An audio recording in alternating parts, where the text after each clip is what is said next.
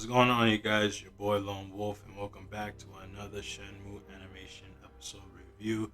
I just got done watching episode 4, and it was okay. They building up and stuff like that. If y'all like these type of episode reviews, make sure y'all like, comment, subscribe, hit the bell notification, and without further ado, cue the intro.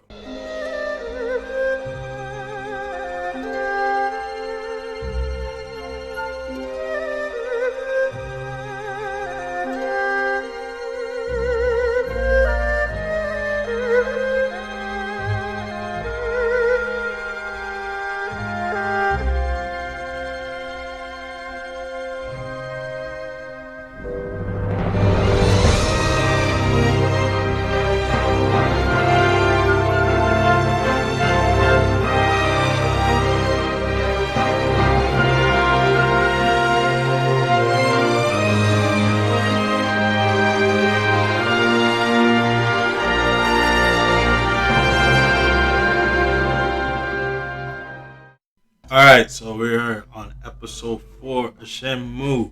Um, it was okay. It got better at pretty much the end.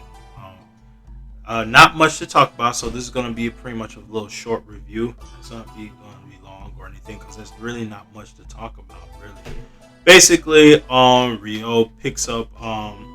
He's on it. This is at the part pretty much like halfway, almost at the end because Ryo is trying to make some money to get to Hong Kong because that's where Land D is heading to meet with Yandan Zhu.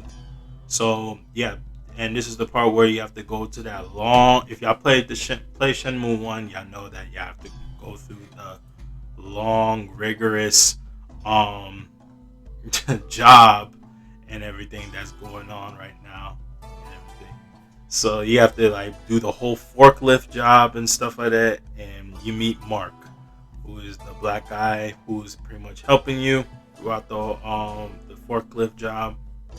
And that's when the Mad Angels came in, because Ryo first asked Goro to help him to get with the Mad Angels, but he didn't want to tell them because obviously he don't want to die.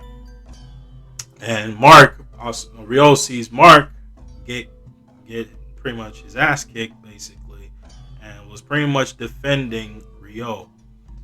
And the reason why he was defending Ryo because he realized that Ryo is not just trying to get a job just so that way he can make some quick cash. All right. So because he found out from Goro after they were talking that he basically wants to he wants to basically avenge his father's death, obviously, So that pretty much gave him a lot of perspective. And then Nozomi Harasaki, she gets very worried about Ryo, that he is actually going to actually face dangerous people like the Chiyo Man and the Mad Angels, So pretty much a lot of people are just worried about him, and Ryo saved up a little bit of money. I like the fact that they've definitely actually really somewhat following the games, which is good. And they, of course, they're cutting out all the unnecessary things, which is really good. Just like, come on, we're watching the anime, we're now actually watching the entire game or playing the game. So it's definitely going through all of the steps of investigation. Like learning new things, and meeting the Chens, meeting the Guangzhong, and meeting also finally meets Terry at the end, which we'll get into a little later because that's pretty much at the end.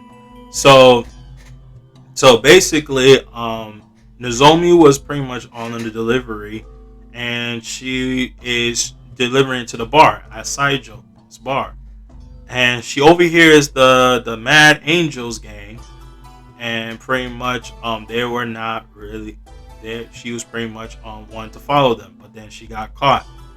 Silly her.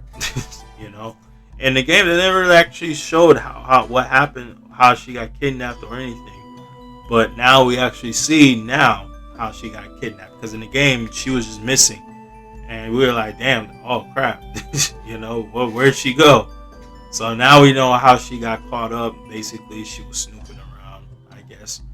And after Rio finds out that she was missing, he leaves and then finds one of the Mad Angels gang crew on the bike, telling them to come to Warehouse 7 or 17 it was, and pretty much, and yeah, so he could go save the girl, save Nozomi, of course. Of course, I like the part where I like that Rio just like, while this man is talking, he just jumps and just kicks the guy off the bike and like, yeah, I'm gonna borrow this, and just runs off to the rescue. So that was pretty funny right there, you know. And after, so yeah, the girl meets up with Terry, and then he pretty much sees Nozomi, and then Terry pretty much makes a little suggestion like, okay, I need you to kill Guanzhong Chen, send his head swimming.